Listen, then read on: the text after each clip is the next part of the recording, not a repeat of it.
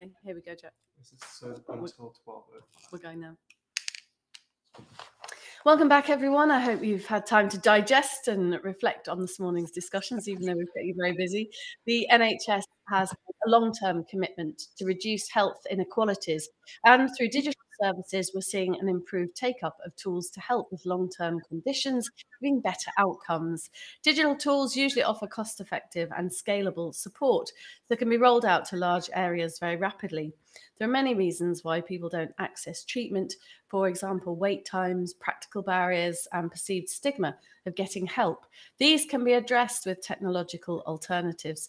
So to discuss all of the above and more, I have some fantastic panelists. They are Leonie Alexander, Health Inequalities Researcher at the Christie Foundation NHS Trust, Sadie Bichon, Public Health Principal for West Northamptonshire Council, Neil Hind, Consultant for Procurement, Cheshire and Merseyside ICS, and Sayara Mia, Social Value Manager at London Procurement Partnership. Do keep your questions coming in on the right-hand side of the screen. Hello to all of our guests. There are 4 guests for our third panel. Leonie, I'm going to start with you with the $6 million question, really. How can a change in approach to NHS procurement directly influence health and reduce health inequalities? And I do mean broadly speaking. I'm sure you could probably talk for the rest of the afternoon on that topic, but just give us an idea of how NHS procurement can directly help. Absolutely. Yeah, amazing question. And as you said, it is one that I could talk about for a long time. I guess essentially for me and working within the field of equality, diversion, inclusion, it's about turning that question on its head and actually saying, first, accepting what might be the difficulties and the challenges before we move to solutions. So for me, it's about the NHS procurement process, the system, the service, actually looking at itself and asking, are we working in the most inclusive way ourselves? Are we open? Are we actually interrogating our own systems and processes? Are we actually inviting people into our system? Are we able to give people an opportunity to provide things that we know will have a positive impact on people's health? So yeah, I think it's about asking the system of procurement itself to really interrogate its own place in maintaining structural inequality. That sounds a very good and very sensible place to start, actually. It sounds obvious, doesn't it? But it's probably not as obvious as one would imagine. Sarah, I'm just wondering what social value looks like for you at London Procurement Partnership, and perhaps what impact you think social value can have on reducing some of the health inequalities that we've talked about many times at these conferences. Thank you very much, Helen. So I think it's known that there are many definitions of social value. So I'll list a couple of them because we'll see some commonalities between them. But the Social Value Portal defines social value as being a measurement of the positive value that businesses create for the economy, environment and society, whereas Social Value UK define it as being the quantification of the relative importance that people place on the changes they experience in their lives. And to NHS London Procurement Partnership, social value is defined as securing maximum impact against local priorities from all public procurement. So there's common language threaded in each of those definitions, focusing on things like positive value, impact, economic, environmental and societal priorities, but at the heart of it all, people. So we aim to achieve our social value ambitions by working jointly with the NHS in London to maximise social value, doing that by strengthening communities through collaborative, working across the public, private and VCSE sector to create the biggest impact. So in real terms, by delivering social value in our procurements, we can make our communities healthier, more financially stable and more independent, and reduce the burden on the NHS at local level. And businesses can then use these insights to tell a story, because social value is also about storytelling through rich data and evidence. So just in terms of impact on patients, communities and public services, through just one project, we've already seen under the Tackling Economic Inequality theme, commitments including a commitment to recruit 73 local people on the contract, commitment to recruiting 13 people who are registered as unemployed or long-term unemployed, recruiting rehabilitating offenders, people who are not in education, employment or training, spending with local small, medium enterprises to support the Mayor of London's target to increase spend with SMEs to 20%. So we've seen a wealth of commitments that are already being made that are going to have an impact on patients, communities and public services, and we'll be able to understand that impact more as more and more suppliers are inputting their social value data in our tool. Sadie, as Sayara said, obviously people are at the heart of all this, aren't they? You're based at West Northamptonshire Council, and what impact have you seen that social value can have on health inequalities in the area that you work in? So I think, in coming from a public health background, we're always trying to tackle health inequalities in various ways, and yeah, we've really seen there's such an opportunity in procurement processes and larger organisations kind of purchasing processes on how they can tackle health inequalities by understanding, first of all, the kind of needs in the local area, and then aligning processes to priorities, integrated care system priorities, where we kind of already focusing these services, but then if we're looking at the social value element, how can we add further value to those services and the populations that need it the most? Absolutely. Neil, I didn't forget about you there. When there's lots of panelists on, somebody has to go last, and it's you today. But I'm curious to know, can you tell us a bit more about what an NHS anchor institution is and how it can help support this inequalities agenda? So I think an anchor institution is really just an organisation which is sort of embedded in the area where it operates. So most public sector organisations can be an anchor institution, and some big businesses and universities, someone who's fairly fixed, and they have an impact on the area where they're operating. So the NHS falls into that category, obviously, because a lot of NHS organisations are there to serve the people around where they exist. But it can do it in a number of ways, and it can look at its buildings, its estates, how it can make them more available and open to other groups.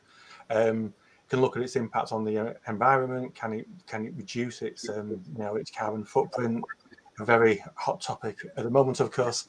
So it's making the air quality better for the people who live around NHS estates and NHS buildings.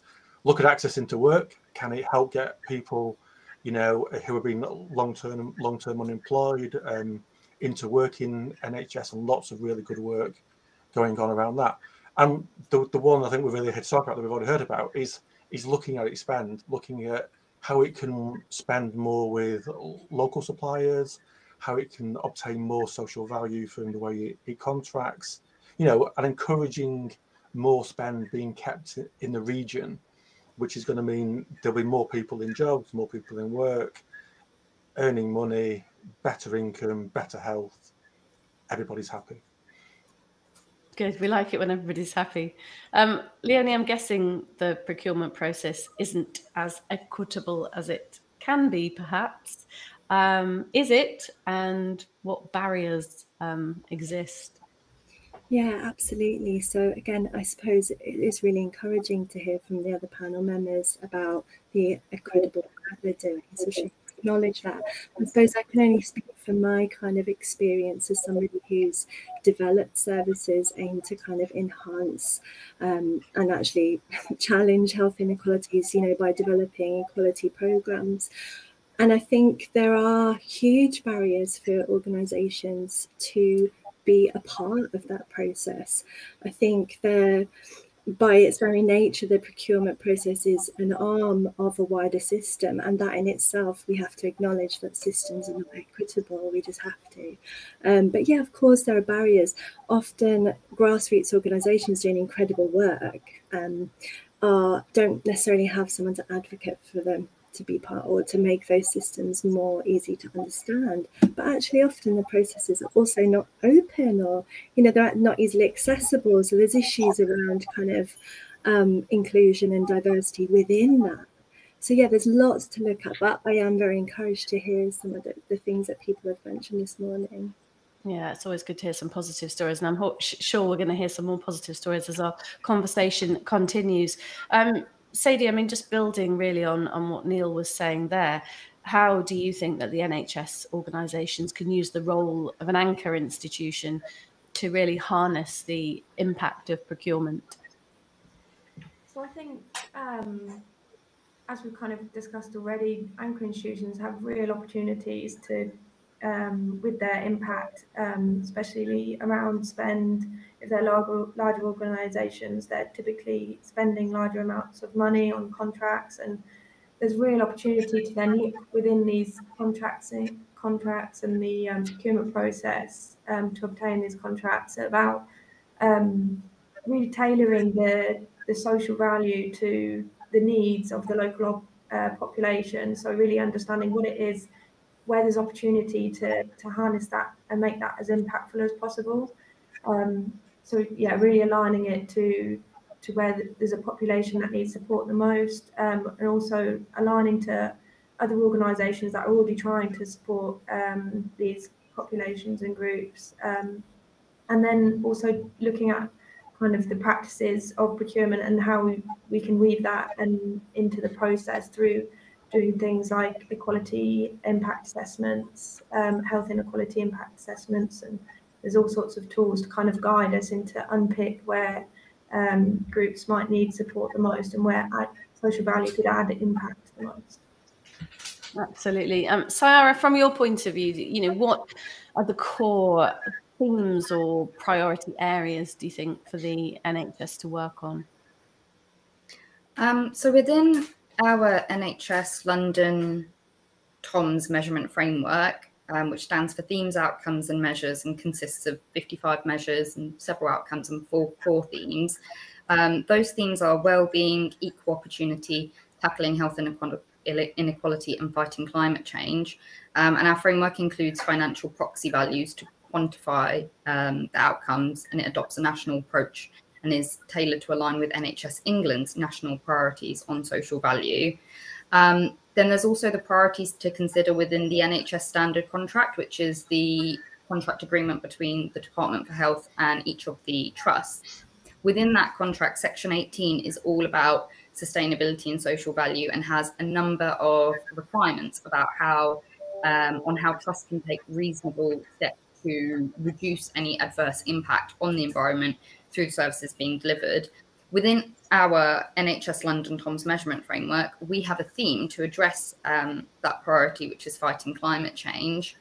The contract also sets out detailed plans as to how the NHS will contribute to a reduction in air pollution, specifically through fleet vehicles, transitioning as quickly and reasonably practicable to exclusively use zero and ultra low emission vehicles, also reducing greenhouse gas emissions, reducing carbon impacts in products, for example, through clinically appropriate prescribing of lower greenhouse gas emitting inhalers, and encouraging service users to return their inhalers for proper and appropriate disposal, eliminating single-use plastics, reducing waste and water usage, maximising the rate of return on walking aids for reuse or recycling. So those are just some of the priority areas listed in the NHS standard contract. And our framework includes measures within the fighting climate change theme that align with each of those priority areas. Some of those priority areas are also referenced in the Delivering a Net Zero report. So what we want to do is understand the priorities in the standard contract and Delivering a Net Zero report, also priorities for communities, understanding what inequalities exist, so we can address these through our NHS London TOMS framework. So it's a bit of a two-pronged approach of understanding NHS priorities, but also understanding community priorities. And as Neil mentioned, understanding those priorities will help us improve communities and lead to us seeing a reduction in patients through the door, and then more resources dedicated to other NHS priorities. Sarah, it sounds like an awful lot of work's gone into that, an awful lot of thought and time. So wishing you luck with all of that. Neil, from the, in terms of procurement objectives, how are you developing and implementing supply chain opportunities? So I think as everyone knows, from April last year, it was I think mandated that 10% social value weighting is included now in all tenders that the NHS does. So that's really pushed this agenda on. We've been having some interesting conversations in the Greater Manchester ICS around, is that 10% enough?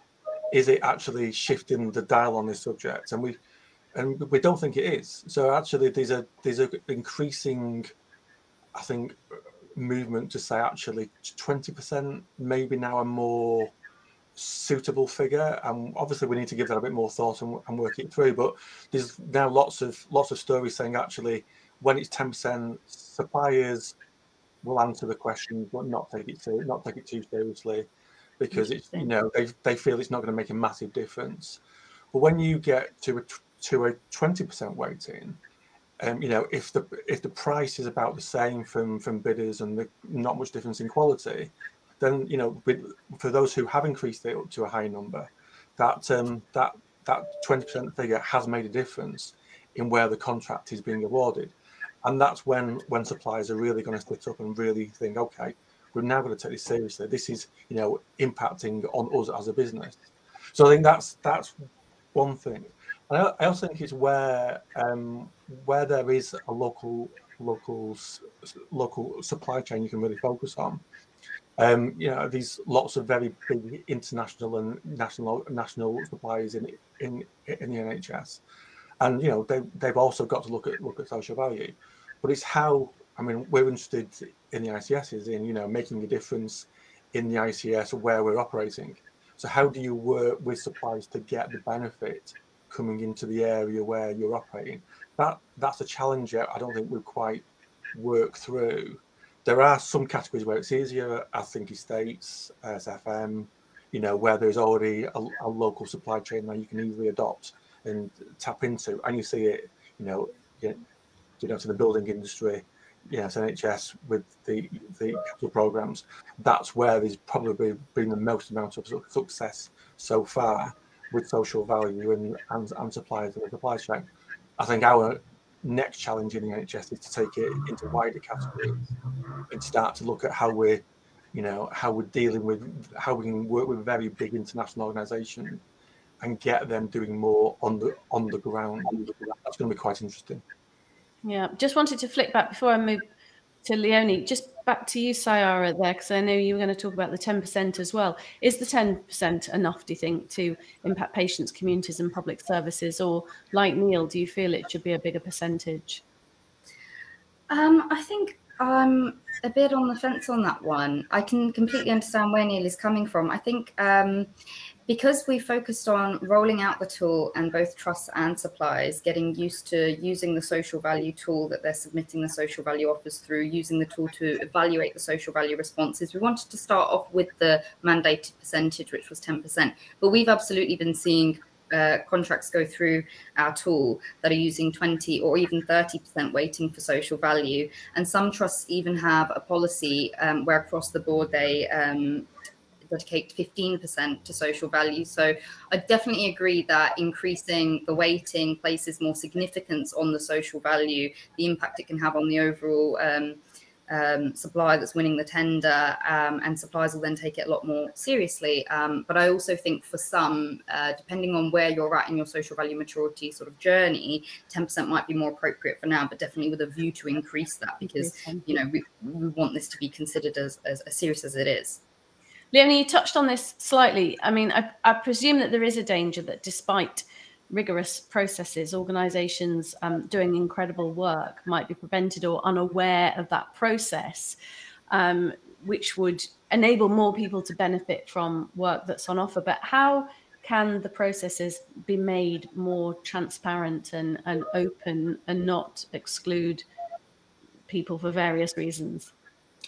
Yeah, it's incredibly difficult, and it's fascinating when I'm listening almost to everyone talk who works in that field, because there is so much work to do around, obviously, procurement.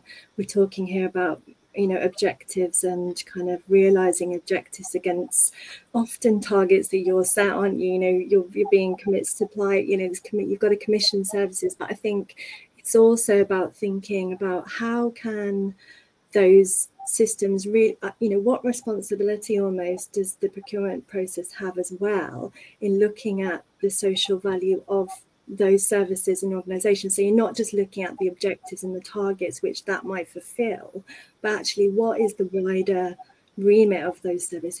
What are those values? What are they kind of projecting into this kind of into this arena? So, and in terms of removing barriers, it's, I suppose, when I'm listening to Ciara, it sounds like there is an incredible amount of work going in there with a really nuanced system that is capable of actually extracting really amazing work. So I suppose it's potentially about, yeah, having that amazing framework and then opening that up to more people, and perhaps supporting and mentoring people to be involved in that process. Sadie, good and fair employment, what impact does that have, do you think, on reducing health inequalities? So I think, yeah, employment is a kind of a really key area where procurement can have kind of an impact when they're looking at tenders, if they're procuring from providers, service providers that have fair and equitable access, employment for the population. This can really contribute to reducing health inequalities, because when we look at employment, we know it's really important for our health.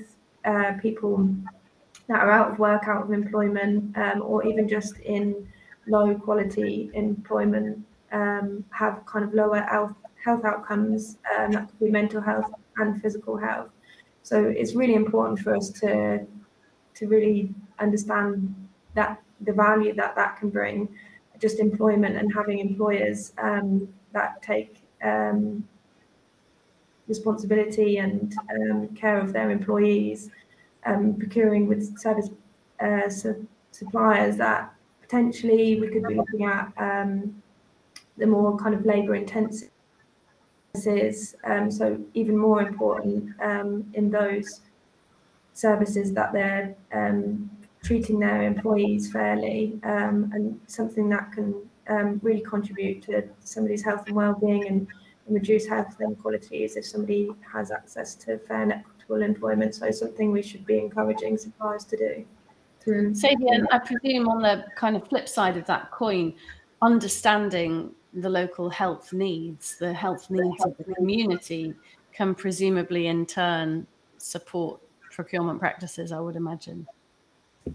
Yes, definitely. So there's a kind of a big shift of focus on data. So most ICBs are now looking at population health data, population health management, something where we can look at different data sets, pulling them together to give us greater insight into our population and the health. And we can also look at delve into kind of different elements of the population that might need more support than others, or where services might in fact be more focused. We can also look at forecasting, so future demand, future need, which is really key when we're looking at procurement processes and how we want to target them to meet the needs of all of our populations. Sarah, I'm going to put this question to you. I'm not sure it's necessarily particularly for anybody to answer exactly, but I'll read it to you and see, since you were talking in your last answer about sustainability, etc. Nikos says, great talk, guys. Some very interesting points made. I work for a pharmaceutical distribution company as an ESG analyst. A question for the net zero goal from a logistical perspective. How realistic is the 2050 deadline in terms of decarbonising fleet? Is it achievable or too ambitious? I ask, as transport emissions take over a significant share of emissions globally, so do we need to accelerate our efforts in investing in alternative fuels, zero carbon technology, or not? And Nikos, of course, that comes on the day where the story in the news is that the government's putting back the 2030 deadline. for the sales of new petrol cars, which on a personal note, I find very disappointing. But Ciara, I just wondered if you've got any thoughts on that. I know it's not directly your field, but an interesting point from Nikos. Yeah, it is. And yeah, as you said, it's not directly in my field. So if anyone wants to jump in afterwards, please do. But I think it is disappointing to see that get pushed back. But organisations are still committing to achieving net zero through their fleet emissions even sooner than the target date that was set. And we've been seeing across a number of bid submissions, suppliers committing to delivering and achieving net zero sooner than the target. So I think organizations can still take a responsibility within themselves to achieve that by, you know, reviewing the types of vehicles that they're using. So whilst it is disappointing, I think suppliers are still can still take responsibility to set a target that's feasible for them to deliver, and it could be that that's sooner than any sort of government mandated target that's being set. Brilliant. Thank you for that. I mean, Neil, we talk about percentages of social value, etc., but how do we make sure that any social value offered by suppliers is actually delivered and it's not just on the paperwork? Yeah, this is becoming a really, I think, hot topic and an important topic. There's no point in us spending all this effort and doing the engagement and, you know, setting out what we're looking for in social value and doing the tenders and the scoring. Hopefully, you know, it goes into a contract with KPI so we can actually measure. So all that has got to happen. But then we've got to make sure that the contracts are actually being contract managed appropriately. And I think this is the challenge starting to see now. We need to maybe have a slight different, you know, skill set and different experience and different experiences of people who are managing the contracts, who can look at, right, you know, these are the things you said you were going to do. Are they being done? If they're not being done, why not? What can we do to address it? As you would do with anything else which goes into a contract with a supplier. So I think we need to. We are now starting to see a shift where we are treating, you know, what a supplier is offering in social value as part of the tender, as we would do as any other part of the contract. And I think that's important. I think what we've also got to do, which again is a challenge, is start to sort of do the case studies and the reporting to say this is the difference that the social value that we've actually brought in through our spend in the NHS has made on the ground. You know, it's changed the lives of these people. That's when it will get more interest from executives and politicians, when you can show, you know, there's a real difference being made. And I think that is the key for me. Yeah, in fact, I was just going to ask Leonie that as well. I mean, how important is it that the NHS shows and makes it visible the difference that's being made? Absolutely. I mean, completely agree that it is very important to measure impact, because actually there's a lot of incredible intentions everywhere, but they often do very little meaningful work.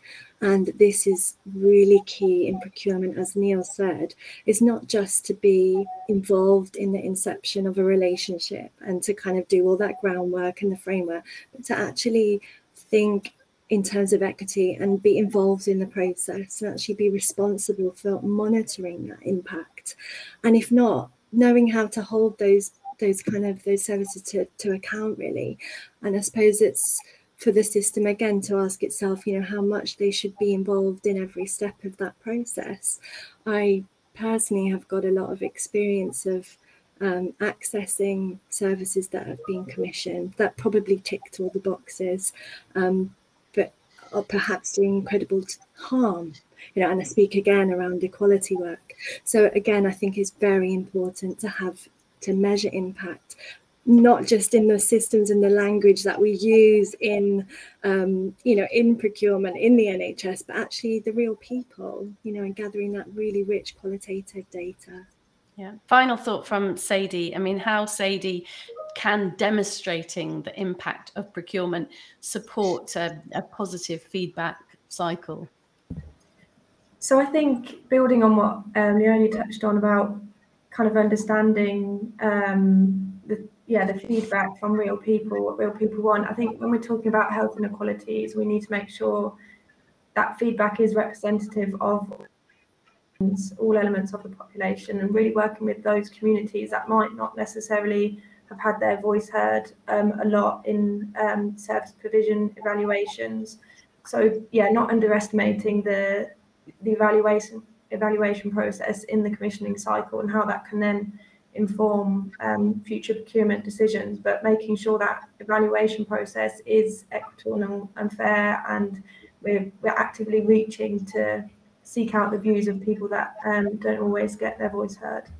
So important. Thank you very much to all of you for another fantastic conversation. So thanks to our panelists, to Ciara, Leonie, Sadie and Neil for joining us. And thank you to you for being with us so far. It's time now to hear from Vicky Robbins, Innovation Project Manager for Environmental Sustainability at Oxford City Council. Vicky is one of the architects of the award-winning Oxford Dynamic Purchasing System for electric vehicle infrastructure and energy storage solutions. We'll give an overview of the DPS process and its benefits, how it could work for the NHS, and what challenges there are in procuring electric vehicle infrastructure. So please let's welcome Vicky to our screens. Thanks very much, Helen. Good afternoon, everybody. It may seem a bit strange to have a local authority presenting at an NHS forum. However, we've been working quite closely with Berkshire, Oxford and Bucks NHS ICS around the work that they're doing with their travel and transport plans. And it made sense, because we've been talking to them about the procurement solution that we have, that we should share it and socialise it wider with the NHS. So before I start talking about it, just want to give a little bit of context there. Within Oxford City, we were one of the early adopters of electric vehicle infrastructure into the city. And when I talk about electric vehicle infrastructure, I mean things like chargers and posts where you can take your electric vehicle and charge them, and hubs, so small car parks and such where you can drive up and charge your cars there, and all the associated bits of wire and ducting and such that goes with that. We've been doing this since 2017, so we've learned an awful lot over those years. And when we put together our recent bids to go out for new electric vehicle infrastructure, we wrote them in such a way that they were available to other public sector organisations. And so what I want to do within this presentation is just give you a bit of an overview of what the dynamic purchasing system is, and also give you a bit of context. So you might be thinking, well, is this relevant to the role I do now? Well, it's going to be hopefully gracing a door near you very soon. So just give you a bit of a heads up on some of the key aspects of it. So may I have the next slide, please?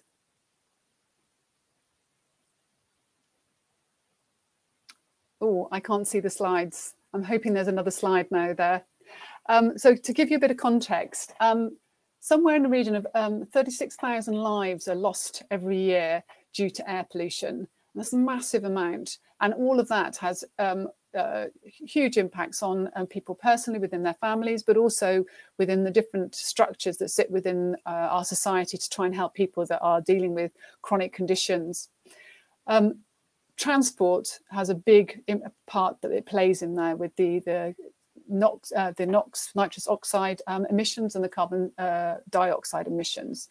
So in Oxford alone, from one of the reports that we did, 75% of the transport and the nitrous oxide emissions in Oxford came from transport. And across the UK, over a third of emissions are from transport for CO2 production, which of course contributes to global warming. I wanted to just give you a bit of context there. 1.2 million cars now are either electric vehicles or plug-in electric vehicles, which are hybrid vehicles that still need to be charged. And of that, although that only probably makes up about 6% of the cars we've got running on the roads at the moment, it's increasing massively. Already we've seen that over 40% of the EVs bought in 2022 was a jump up from 2021. And already 40% of the cars that were bought last month were either electric, hybrid or plug-in electric vehicles. So we can see there's a huge demand, and the second-hand market demand is growing too. Why does this affect people within the NHS? Well, you'll start to see staff that will need charging facilities. And of course, many of you already have fleet targets that you need to meet for staff cars and other fleet vehicles. Can I have the next slide, please? Okay, I still can't see the slide, so I'm really hoping that the third slide is talking about what is infrastructure. I mentioned this really briefly earlier, and I've just got a couple of photos here of just some of the types of electric vehicle charging that you might see in NHS car parks or on NHS land in the coming years. So we've got the lamppost charger, which uses existing infrastructure that already may sit within your car parks and land. We've got the bollard chargers, which is the middle photo, which is often has 2 sockets on it and can be used to charge 2 cars simultaneously. And then we have the larger, what we call rapid or ultra rapid chargers, which tend to have a higher charge rate. And again, you might have seen them already at a motorway service station or your local supermarket. These let you charge very, very quickly. So rather than hours, we're talking maybe half an hour to put half a tank of energy into your car or less. Next slide, please.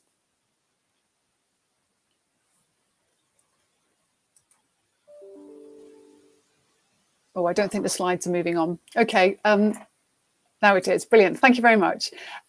So I just wanted to give you a bit of an idea about the complexities of the EV structure industry and the delivery of it. It's a new industry overall. I said we've been delivering since 2017, but really it's only started to ramp up in the last 12 to 18 months. And for many people within the procurement areas and also transport areas, this might be the first time that you've actually had any interaction with electric vehicle infrastructure. And there's an awful lot to deal with here. The reason I'm mentioning it here is that these are some of the areas that we've tried to tackle within our framework, within the dynamic purchasing system, to make your jobs easier if you're trying to procure, or your jobs easier if you're maybe dealing with planning or with land or leases and such. As I said, it's a pretty nascent industry. There's lots of inconsistencies in the approach, and there's a lot of requirement for specialist knowledge around electrical infrastructure, around planning, around property services, around logistics and such like. So it's quite a multifaceted area of expertise that's required. For many, it's quite resource intensive. Writing technical specifications for procurements can take time. And again, if you don't have capacity in your legal, planning or in your procurement teams or your specialist teams, this also can prove a bit of a headache. In the time that we've been working within this industry, we've seen many takeovers and merging of big partners within the business as they look to take over market share.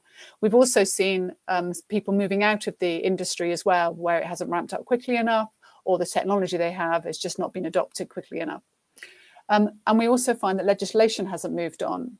As a local authority, we deal with lots of regulation around things like highways, around deployment, around specific standards, electrical standards and such that are required. And I'm sure that within the NHS, some of those elements will be involved too.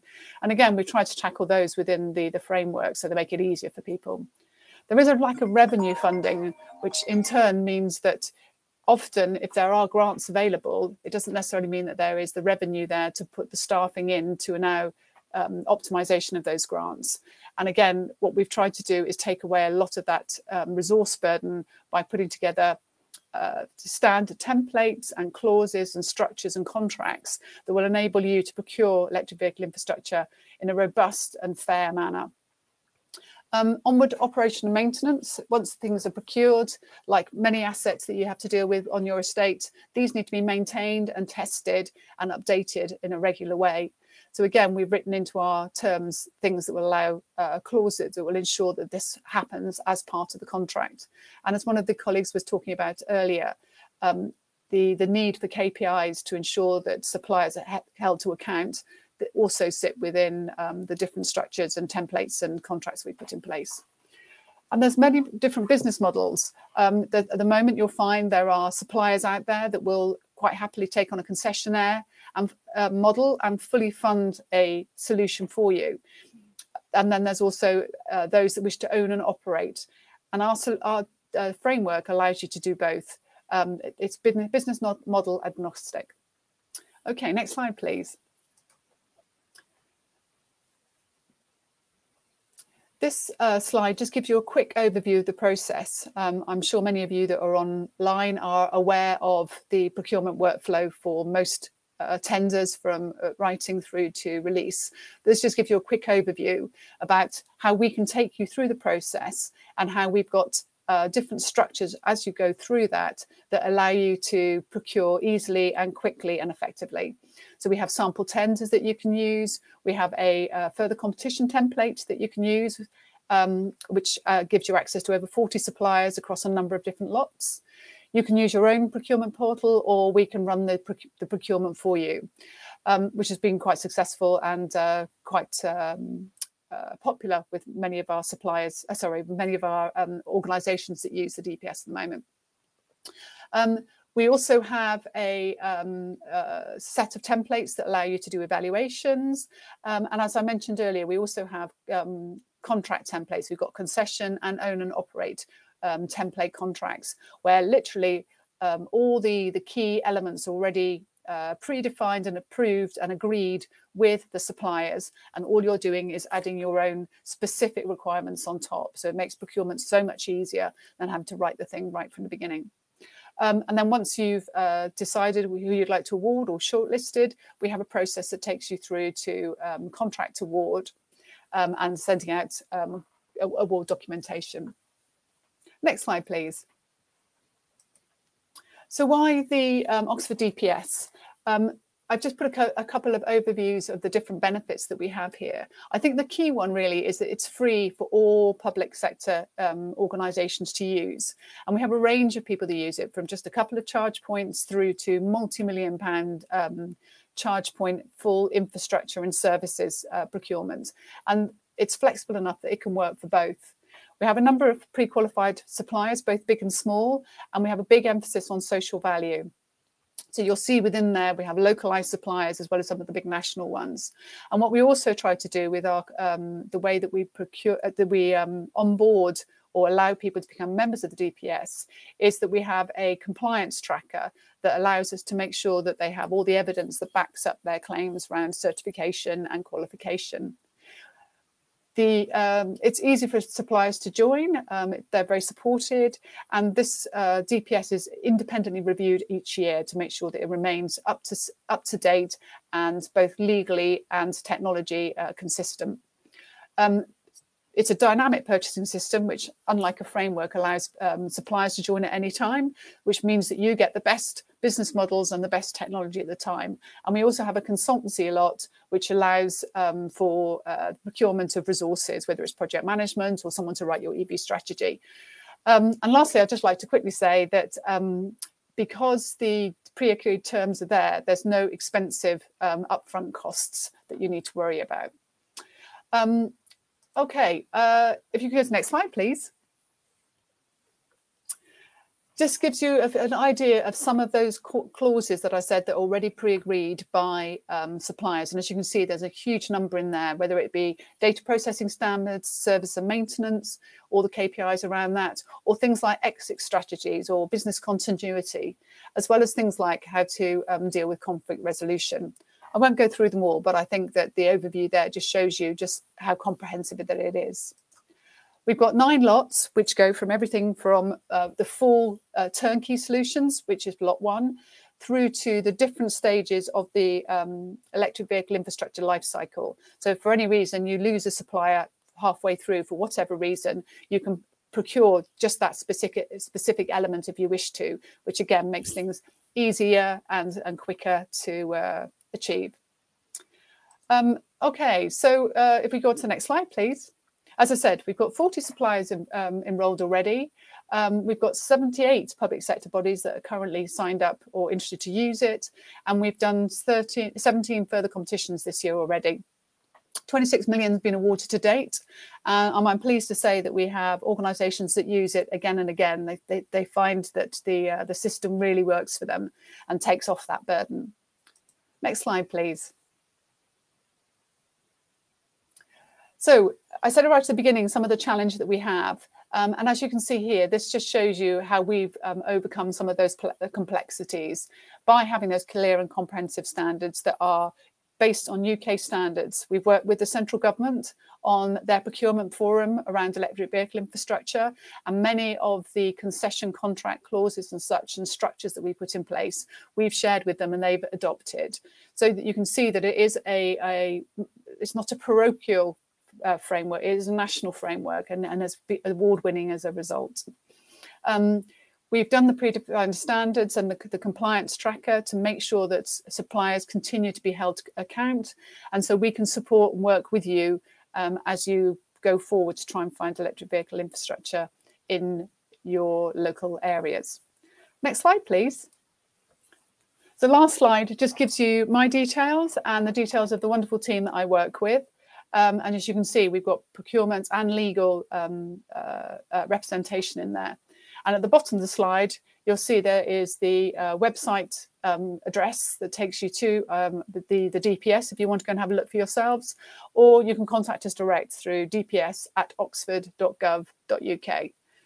I know that was a very fast whiz through and I've imparted lots of information there, but I hope that that's something that you might find useful in your procurement, whether it's today or in the future. Thanks very much.